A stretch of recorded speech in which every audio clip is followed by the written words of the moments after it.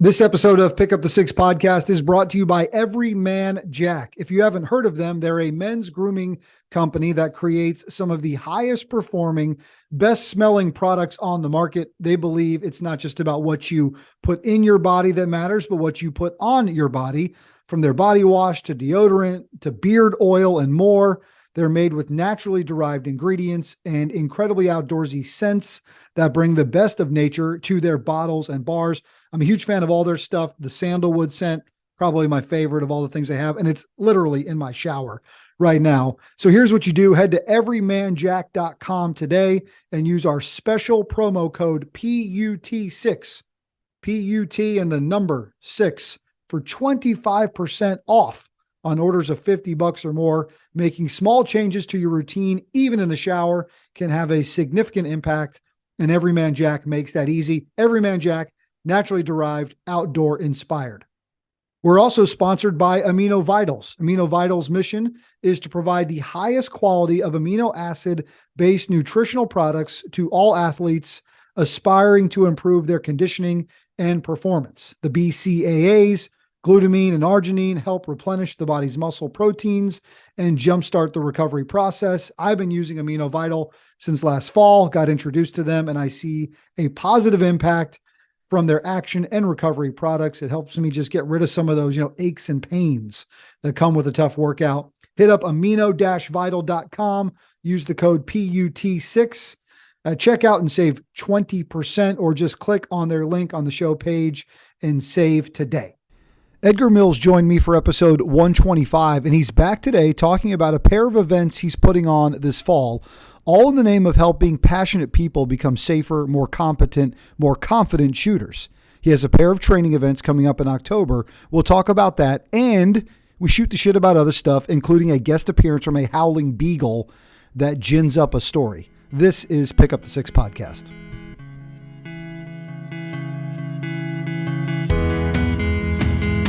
Hey guys, Brian Jodas back with another episode of Pick Up the Six podcast. Before we get into it with our man Edgar Mills back on the show again, we had him on episode 125. We had to catch up. He's got some cool stuff coming out this fall. And plus, I just wanted to catch up with him a little bit. Again, thanks to those sponsors. And then look at this loot behind me.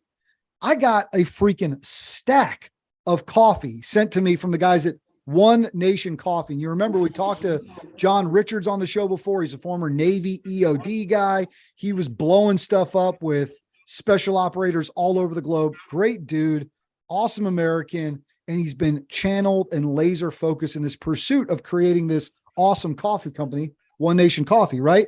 And their biggest thing is they just give back. They're veteran owned, right? They're first responder supporters.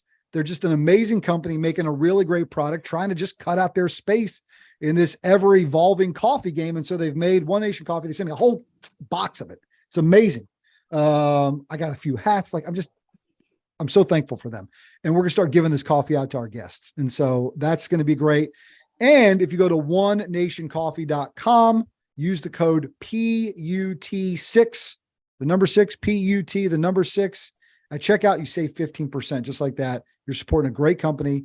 They're giving back to local charities.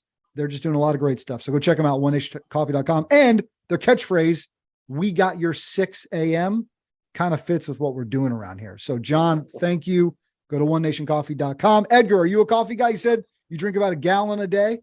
Yeah, literally. I'm not picky about it, but I do drink a lot. Well, then good. We're going to hook you up. I got whole beans. I got grounds. I got K-cups back there. I'm telling you, man, One Nation hooked us up. So when we get off the air, our esteemed producer, YHC, I'll get your address. I'm going to send some coffee your way on behalf of our friends at One Nation Coffee, because that's how we do it. My brother, man, what's up? Good to see you, man. How you been? I've been great, man. Just happy to be back on. Been working steady. Yeah. And I think last time we talked, I told you I had a growth plan. So that's still a plan and not in action, but it's so much closer to being in action. Yeah. So I'm very excited about it, building the big range. I've been making a lot of good contacts to support the courses that I do. Yep. So I finally got an aviation company locked in. Nice. For one of the courses, and they're excited about it. I'm excited about it. So yeah, man, things have been going pretty well. That's good. It's called Osprey Shooting Solutions. right? That's correct. And Edgar's in this space of really just equipping you, listeners and folks that you know, with those tactical skills that, God forbid, you have to use someday, right? Ideally, you don't, but he's getting you prepared, because when you're prepared, you can be ready for anything that gets thrown at you. And that's not just shooting solutions, but it's things like we're going to talk about things you got coming up later this fall that are equipping folks for just, man, hairy situations. And look, man, I just got done watching this film, Sound of Freedom, right? We talked to Jordan Harmon. There's a lot of bad evil out there in the world, and people are looking to do a lot of bad things. You need to be ready for what could ever be thrown your way. Your kids need to be ready, right? And so that's what you're doing through Osprey Shooting Solutions. And so we're going to talk about a couple of those events, man, because you're preparing folks for some pretty cool things coming up. But I'm excited to hear, man, that you're like, dude, I'm as busy as I can be. Yeah, that's good. That's a good problem, man. Yeah. Yep, for sure. It for sure is. Well, what's been going on in that space? I mean, it seems to me like everywhere I look, more folks are, at least in the circles I run in, are kind of getting locked in on wanting to just be training a little bit more on a lot of different things, physically, mentally, emotionally, physical strength, but also then equipping yourself with strategies if you get in a hairy situation, or if it's got to be with a firearm or whatever that can look like. Well, that's sort of a last result, hopefully, Yeah. But yeah, people are starting to, I don't say wake up, but be more aware that there's threats out there. Especially, in America, especially in the bigger cities, you got a mixing pot of values and different humans from different places and all this and that. So people don't need to be irrationally fearful of strangers. However, being prepared and being aware and understanding that threats exist. Obviously, avoidance is the best solution for that. Yep. So if you can identify threats before they become a actual threat, you're even better. So yeah, obviously I focus on shooting. That's my strong suit skill wise. But like the event coming up, right? Special operations experience. That's very much leadership and teamwork development. We do some shooting in there, but that's not the crux of the course. It's more about solving problems on time constrained problems, reacting and making fast paced decisions that you can trust. So the more reps you get on things like that, the better it is for any real life situation that may come up. You were a 10th group guy, right? When in the Army. Yep. What was your MOS, man? What was the main thing you guys were doing? What's 10th group doing? Okay. Well, 10th group, obviously, most people, it's regionally oriented to Eastern Europe and also Africa. Oddly enough, first country I ever went to was Algeria, and I was displeased with that. Anyway, I was a weapons sergeant, 18 Bravo first, and then I was an intel sergeant, which was 18 Fox, and later became a 18 Zulu, which is a team sergeant. But I spent most of the time, now obviously went to Afghanistan and Iraq as well, but most of my training time and JSET time and unusual training events happened in Eastern Europe. We were in Ukraine in 2008, doing things. And Poland, Czech Republic, Georgia, Romania, Moldova, all those places. So that's where my experience lies as far as those unusual or cultural training, JSETs. People, I don't know if you know JSET, Joint Combined Exchange Training. So you'll go train with one of these countries, whatever their special ops guys are. Sort of, you don't necessarily train them. You exchange training techniques and stuff, but in essence, you're training them. Yeah. So that's what I did anyway. And I love training. I feel like I'm a good instructor.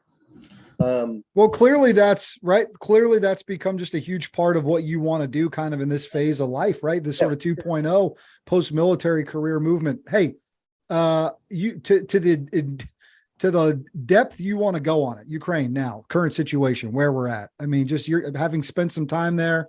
You might not want to, if you don't want to get into it, you can just tell me. But what the hell's going on? I'll generalize for you. Yeah. And I'll start by saying I'm a libertarian politically. Mm-hmm. So I don't think we need to be giving money to Ukraine. And if you're a somewhat of a, I don't even want to say conspiracy theorist, but there's a lot of unsavory money transfers going on in Ukraine. So I'm not a big fan. I don't think it's worth losing an American life, one single American life over. Sure. I agree. Russia was the aggressor. I do agree with that, but I don't think there was a well thought out plan to get into Ukraine.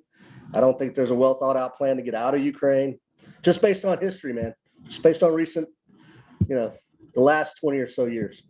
I just, so yeah, I don't know shit, right? I don't know anything. I just know that, but my point is, it feels like there's a lot of unaccounted dollars that have gone out the door from the American taxpayer. Literal billions. Billions. Just for Ukraine, never mind Afghanistan. Billions just floating around. And my fear is that they're in the hands of warlords at this point. Well, I don't even fear warlords. I fear that the dollars are publicly unaccounted for. Sure. I think privately they're very well accounted for. And they're in the pockets of politicians, not warlords. Well, that's my cynical view of the whole thing. Yeah. I figured as much. That said, I know plenty of guys doing contracts over there and stuff. One of my buddies, his name is Ron Carter, and he lives in Colorado Springs. He's a commercial pilot navigator. Mm-hmm. For some reason, he is drawn to support that, the Ukraine side of that. Sure. And out of his own pocket, and I'm all for voluntary participation, but he gathers up medical supplies every so often, and he gathers up, he'll go over there and do training as a civilian, right? Training Ukraine civilians how to stop the bleed and do things like that. So good on him. And I admire him for that. Yeah, I do too, because that's a human that's actually remembering who at the end of this thing is the most important, which are the human beings on the ground that get caught up in this thing. That is correct. So while I'm cynical about the politics and the reasons, well, sure. Why shouldn't you be based on history? Yeah, there's always going to be the general population who suffers the most. Yeah, of course. So the poor people are going to stay poor. There's going to be plenty of dead people and amputees and all this stuff as an aftermath. And Ukraine's not going to be any step closer to being a whatever we want it to be, democracy, I guess. Right. Because even in Ukraine, even in Moldova, there is a legitimate section of the population that supports Russia. Mm-hmm. You can hate Russia all you want, but there are legitimate segments of population that support them. Right. So if you want to talk about real democracy, and you throw out the majority vote and see what happens, and America don't want to accidentally let that happen. Yeah, that's a good point. Look, man, you got big things cooking this fall. I'm really excited about it. Since the last time we talked, man, more courses, more training available. There's two things I specifically wanted to talk about and, man, just give some publicity to and help get the word out. The first one is that one that you mentioned, the special operations experience. So you're going to do this 2-day, like all immersive kind of experience. So explain to us what it's going to be like. It is. I'm so excited about this. And in fact, just today, I spoke to the guy who owns the venue where we're going to have the objective. And it's an old, a piece of it is a wedding venue. They got the inside of this old industrial warehouse made up real nice. But the other 80% of that property is old, dilapidated industrial warehouse stuff. And it's such a cool environment.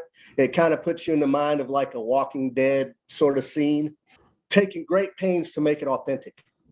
When the 8 or 10 people show up, they're going to show up as a member of a unit. Okay. And they're going to sleep in the team room, which is a small metal building with questionable air conditioning, and some insects that hang around. Mm-hmm. They're going to sleep on a military cot. They're going to get issued all their kit, and they're going to sign a hand receipt, just like real life. All the unglamorous things you do in the special operations, right? We're going to do a little shooting on day one. We're going to do a little team SOP development. I'm going to identify leaders, a couple of cell leaders for that. And chances are it's going to be the youngest.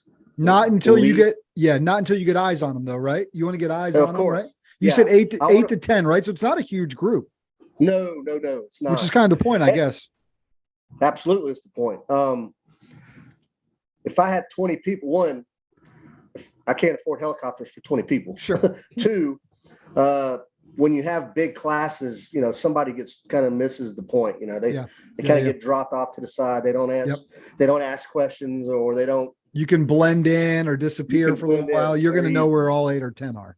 With an 8-man class, you don't blend in. You have to perform. You have to put out, and that's what it's all about.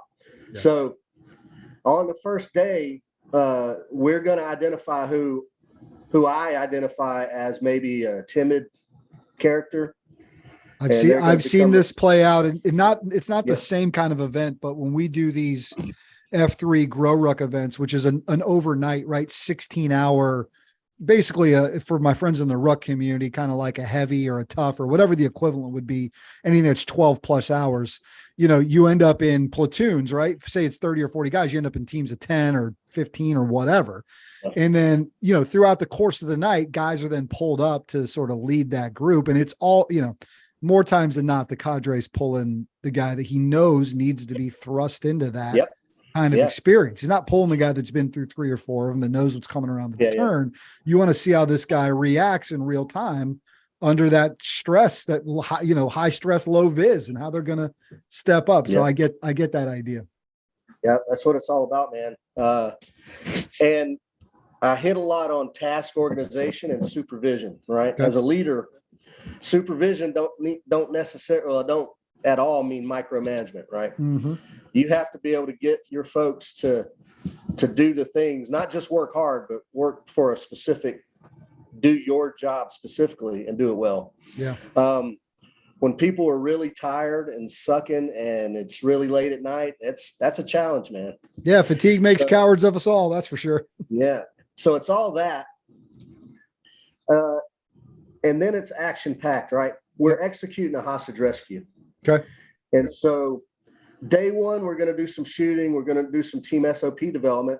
And then we're going to do an actual class on time sensitive planning. Yeah. And so some head knowledge sort of stuff, right? Yes. Sitting down in the classroom kind of environment. But check it out. This planning class doesn't only apply to a military action. It can apply to any business with any action that needs to be accomplished. Yeah. And it's just efficient movement, right? Efficient delegation of tasks and knowing who is the authority, right? Because some people, you got 47 bosses walking around telling you 47 different things. Right. That's not good leadership either. Right. So everything has to be very succinct, very direct communication, which is what I push a lot. Not necessarily without tact, right? I've been known to be a bit of abrasive in my time, but I'm a direct communicator. I think it's very important to get things done. That night, we're going to go out to dinner, have a nice dinner, and then we're going to get the phone call. And the phone call is a contract who needs a team to go execute X mission. And they don't know when that'll be, when that might pop up. It could be anytime. Well, it's obviously, yes.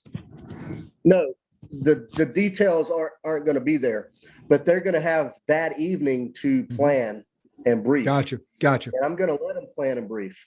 And if the plan is wazoo, I may or may not let them go with it. We'll see how wazoo. Yeah. And they're going to brief the plan in the wee hours of the morning. And then we're going to get up a couple hours later, do mission rehearsals, go to the airfield where we have a hangar, and we're going to do the final mission brief in the hangar. It's the authenticity. I can't tell you how awesome. Yeah. It is. It sounds like it, man. I've done exactly that thing in real life. And then the bird's going to land. We're going to do a bird side pilot brief. Then we're going to go infill, execute. There's going to be some stuff on the objective that might throw a curveball or two here and there. And that's it, man. Then we're going to have a big old fat feast afterwards, do an after action review, and talk about the event. I got to think this takes a coordinated effort with like local authorities and stuff so that they know what you guys are doing. Maybe you're in a space where you've got enough leeway around you to not have to worry about that kind of stuff. I do have a little leeway, and I have enough personal relationships with law enforcement guys around here. Right. I'm gonna let them know what something's going on. Right. So that people don't freak out when a helicopter full of armed dudes jump out. Sure. Yeah. That could freak people out. But it's on a private, right. So it'll be all right. And you're not running and gunning, like, so it's not like you're going to be, Exactly. We're going to be shooting each other with UTM rounds. That's awesome, man. Incredible. So there's something about bringing 50 dudes through downtown Charlotte at 2 a.m. when the bars are letting out and they're all rucked up with a log on their shoulder, just walking down the street. Like that's something to put your eyes on. It's pretty funny when that kind of thing happens. For sure. So, but you're trying to bring that awareness for that kind of thing. Yeah, you also get a lot of like, what are you guys protesting? Like, I don't know, pieces of shit who don't do anything, that wonon't get off their ass. Protesting carrying heavy stuff by carrying heavy stuff. That's right. Exactly. Yeah. Dude, that sounds incredible, man. And what I like about it is the size of the group. To me, that's an impactful, right? Because everybody's going to have to be a part of that team. You can't disappear on an 8 to 10 man team. On a thing like that, relationships are built. Yeah. Because it's a small enough group. Oh, those guys, I assume it's a group of all guys. I could be mistaken if it's co-ed. Maybe you do co-ed. The class is not full. No. Right. So those guys and gals then, fine. Those guys and gals will have forged a bond over the course of 24 hours that in most cases I could bet they'd carry with them the rest of their lives. Or at least a long time after that. This experience is going to be with them forever and ever. Yeah. There's something about riding on a helicopter with the doors open, with your gun in your hand and all that stuff, that just that alone is going to be the cool part. Mm-hmm. But executing the mission, and even in training, when you jump off the helicopter, you're standing there like, what's next? Right. You got to execute the plan.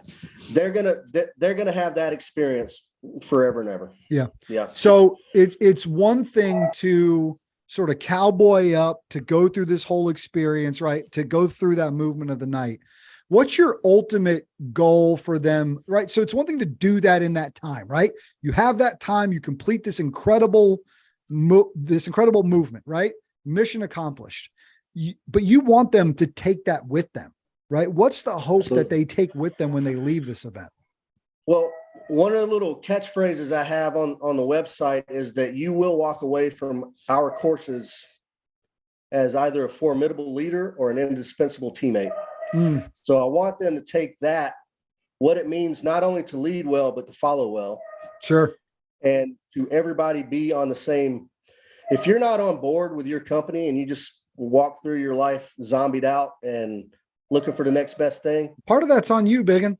Right? Yeah. Part of that's on you. Check out, man. Just go ahead and check out and go find something that satisfies you. Yeah. But it's about common goal. There's bosses and then there's underlings and there's always a rift. Sometimes there doesn't have to be, though. Right. Good leadership. The Army definition is influencing others to accomplish the mission by providing purpose, motivation, and direction. Yep. If you do those things, if I make you want to accomplish the mission, you're in, man. Mm-hmm. Whether I tell you to do it or not, you're in. You're all in. So that's what I want them to leave with. Yeah, influencing others to movement. Whatever their mission is, man. Yeah. You got a Mills family dog that needs to be let out or in out there that's howling at you? Yeah, Take it. Go get it. Go get it. It's all good. He's a beagle. I'm going to take you with me. Oh, listen, man. Listen, take us with. We're going to go for a journey, listeners. Edgar's going to let his beagle out. Brian R. Jodis right? Growing up as a kid, we had 2 dogs. The first dog we ever got for our family was a beagle. She was born 2 doors down. Her name was Oreo. She was black and white when we got her. She later got some brown. She was a miniature beagle. So picture a beagle with short little legs. But that howl, I was like, that's got a little hound howl to it.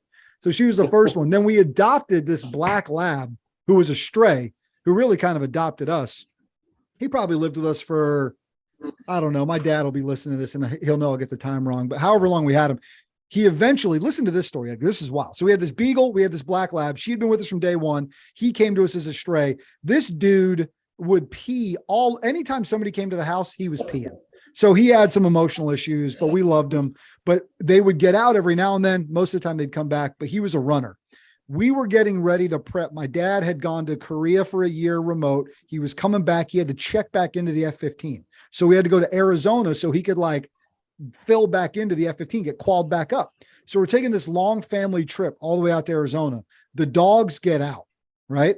And they're gone. And we look for them for 2 or 3 days and we just can't find them, but we got to go on this trip. We're distraught. My mom is upset, right? But we got Julie Courts, who, God bless her, her husband was one of the first killed in the war in original, right? Saudi Arabia, Kuwait, Iraq, all that, right? He was in Desert Storm. In fact, that flag my dad flew during some of that. Anyways, so she's watching the house for us. And we're like, look, just if the dogs come back, just let us know. But you don't really have to, God willing, they'll come back someday.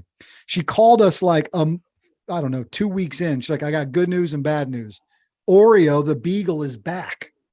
But the lab never came back. So she somehow got out of wherever she was at. She'd been fed, journeyed on home, homeward bound. So she came home to us. The lab we never saw again, but he was a runner to begin with. So I love that you got a beagle. He's up in doggy heaven somewhere, right? He was out on a big farm, living his life, whatever.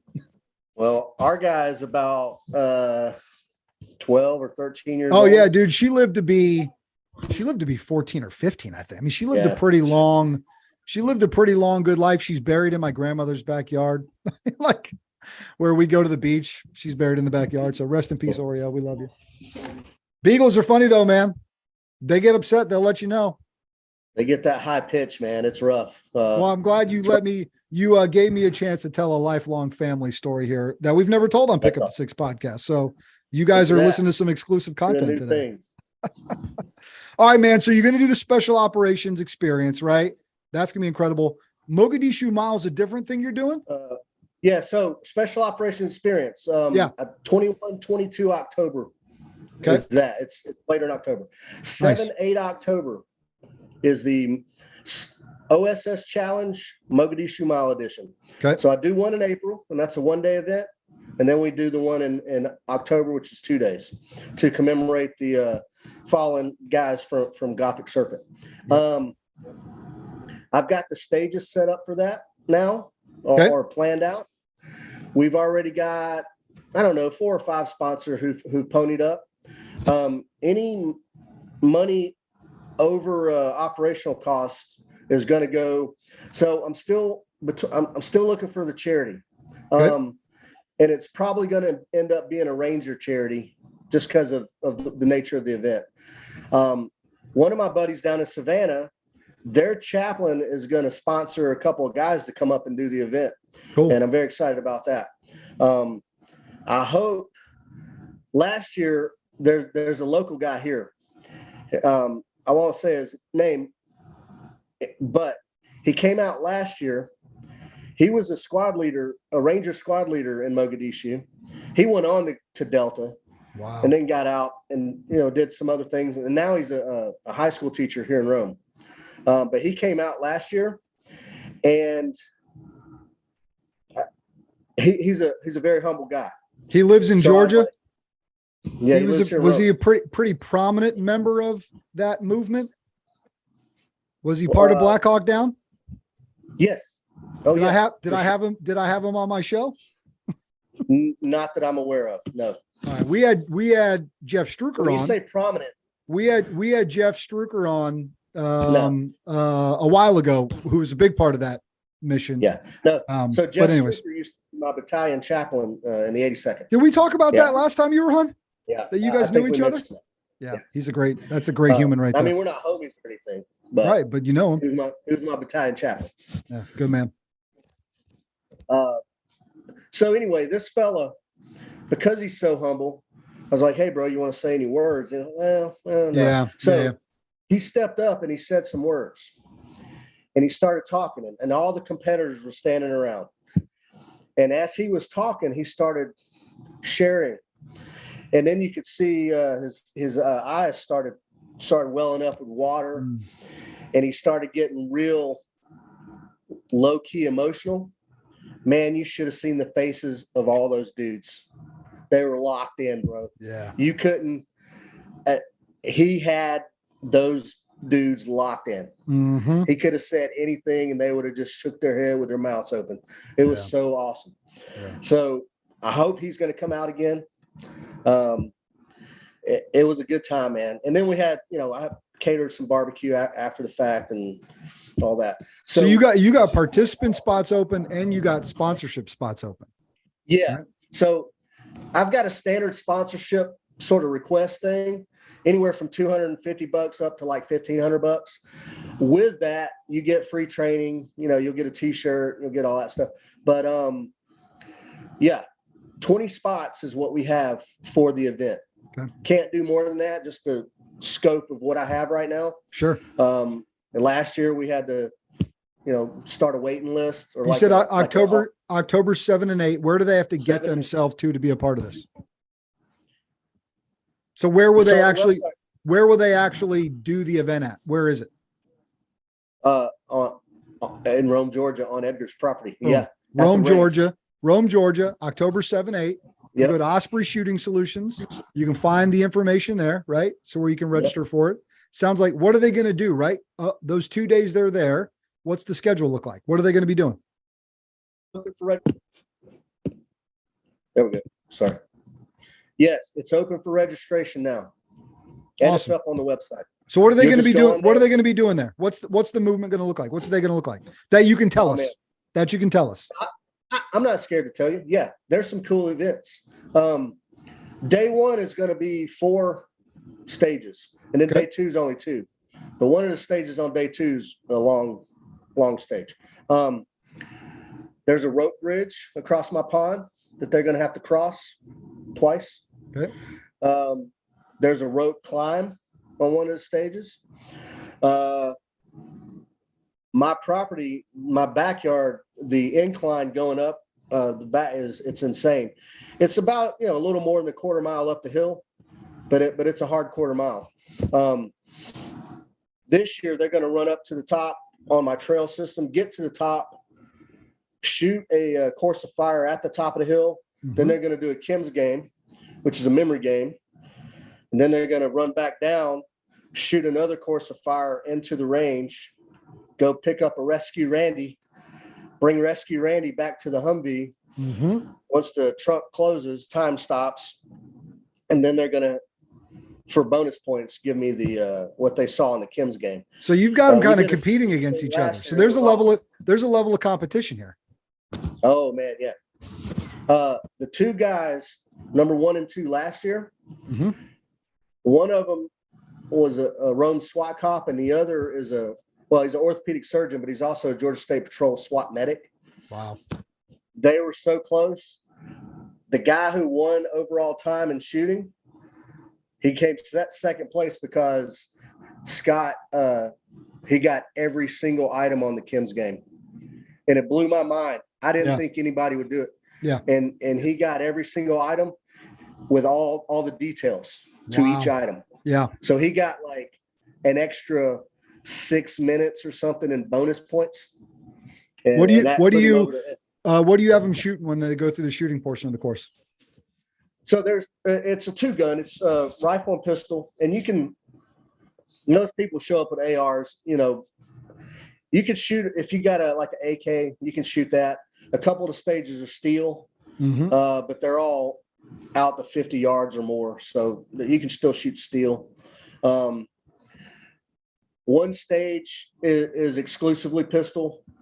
One stage I think is exclusively rifle, and then the other stages are all kind of a mix. And there's paper targets, steel targets. There's some on the run. There's some static from the Humvee, shooting from the Humvee turret. Yeah, which is pretty cool. Yeah. And a local guy, Leslie Duke, who owns Duke Military History Museum, he's the guy that brings the Humvee out. And it's a period correct Humvee, by the way. It's pretty awesome. It's pretty sweet. Yeah. All right, Edgar, give us the data dump, right? Where do they need to go for the website? Where can they find the info? How can they just be a part of this with you? OspreyShootingSolutions.com. Main Boom. page, you scroll down, you'll see OSS Challenge. It's a really cool logo. And I don't know if I said this before, man, but I'm very proud. I do my own art. Yeah. And I'm very proud of my own art. Yeah. I like it. You should be. That's got another cool level to it, man. You're that much invested into it. I am. I'm very invested in. The logo this time is super awesome. 2teamguys.com, the number 2, that's where you can go to find the special operations experience, but that is not open enrollment. Yeah. So if you're interested in it, just hit us up on the email or go on Instagram, Southern Ornithological League. Say, hey, I'm interested. Can you tell me about it? And I'll send a little 5W, info sheet. Yep. But that's definitely not open enrollment. Yep. That one is you got to talk to them beforehand. There's a bit of a process. You got to be the right fit, especially with what you guys have going on. Yeah. And also, like, for instance, that's the kind of thing where, like a corporate team might want to come out and do a thing. Sure. So I've already got a couple guys signed up for that, but I got room for people. I like organic teams to come do that. Yeah. Because they get a chance to do their thing in a rough environment, not a rough environment, but a high stakes environment, Yeah. It's not just whatever your normal daily grind is. You got to actually perform some crazy stuff. Mm-hmm. And that's pretty good. So, yep, those are the two, 2teamguys.com and OspreyShootingSolutions.com. OSS Challenge, that's going to charity. I hope to get at least $2,000, $2,500 to the charity we land on for that. Yeah, that's a big component of it, guys, is that for all the spots that get filled and all the dollars that you get above what you need just to operate it, you're going to land on charity. Sound like you're going to look for some sort of in the Ranger community, which makes sense, right? Given what you guys are doing. Definitely a military charity. Definitely. If I can find a good homeless vet sort of thing, I'm going to maybe do that, but it's probably going to end up this year being a Ranger, for like Gold Star families or something to that effect. Sure. Yep. Important. And last April we did, we sent $1,000 to Fellowship of Christian Athletes last April for the 1-day event. Nice. So yeah, the OSS Challenge from here on out, they're all going to their charity events for sure. I love it. You got Justin Shealy training up for this thing? Is he going to compete in it? Trail trash dirtbag? You know what, man? I doubt he'll compete in it. He said he was last year, but I needed him to help too. You might need him helping you. That's right. You might need him helping. No, he was he was a range staff guy. He's team guy. Yeah, team guy. It takes like 5 or 6 dudes to run that thing well. Yeah. Listen, brother, man, we're just pumped for you, right? What the success has been like and continued growth, and you're filling an important need out there, man. People need to do things they're uncomfortable with, right? You need to get outside your comfort zone. And some of these things that you're talking about is some serious controlled chaos, right, around you to see how you perform, man. Like our lives are, I know, look, we all have stress, but the things that you can take in and sort of this Mogadishu mile ram by putting your body on the line in that one. And then the training that you're talking about, and the other thing, just, you got to seek that stuff out. Cause it's not, but Brian, the hidden value there is the network you're building and the people you meet and the lifelong friendships you end up making off doing things like that. I've seen some amazing people and I'm friends with people I wouldn't have. Anyway, it's amazing the network that you kind of jump into and sort of create and grow. Yep. It's awesome, man. That's so true. All right, guys, go check them out. Osprey Shooting Solutions or the number 2 teamguys.com. Go find them on Instagram too. Give Edgar a follow there, Osprey Shooting Solutions, and help support what they're doing. Good to talk to you, brother. Thanks so much, Brian. I appreciate it, man. Anytime, bro. It's Edgar Mills and Brian Jodas. That's been this episode of Pick Up the 6 podcast.